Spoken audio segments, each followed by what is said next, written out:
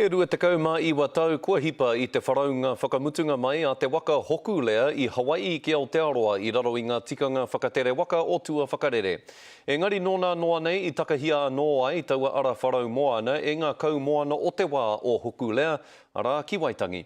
I kōrero tō rātou tohunga kia pēr te Melbourne I te rānei, mo te ngā kau nui o rātou o te mona nui a kiwa ki te whakapakari tonu I ngā hononga ki te iwi Māori me o tātou tohunga whakatere waka, tohunga kokorangi hoki, ara kia tāne kaha tonu ai, kia rena tūturu tonu ai, taua hononga rā. Ko tahi mano maera e rua wiki.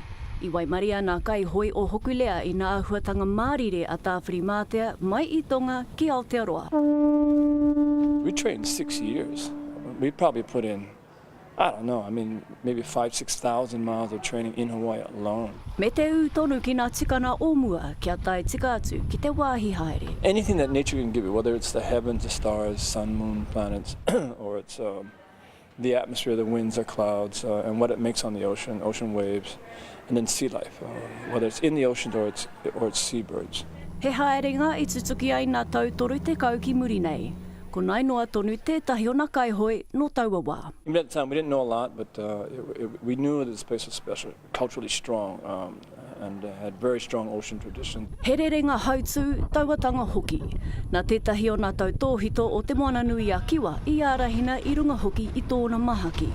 He tauira a tōna kaiako no Micronesia. There's 6 masters on the planet. Maupiailo, the one that took Hokulea to Tahiti for the first time in 1976, became pretty much our teacher for 3 decades. So I lived with him for 2 years and trained under him. Ko tāna he ako I nā tikana ki nā rangatahi no Hawaii, te whaina matua. E hara hoki I te mahi māma. 422.77. You live in like a little lean-to tent.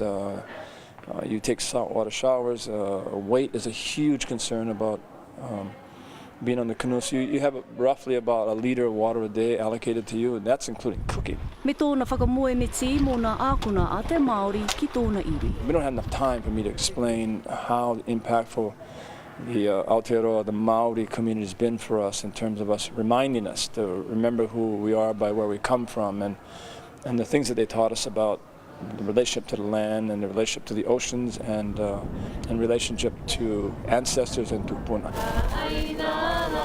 Ko tōna tumanako ka hono tahi ai a ngai Māori me nā iwi no Hawaii. Kia tahi te haere I runa I tēnei kaupapa mō rātou kei te heke mai. Pēr te Melbourne, te karere.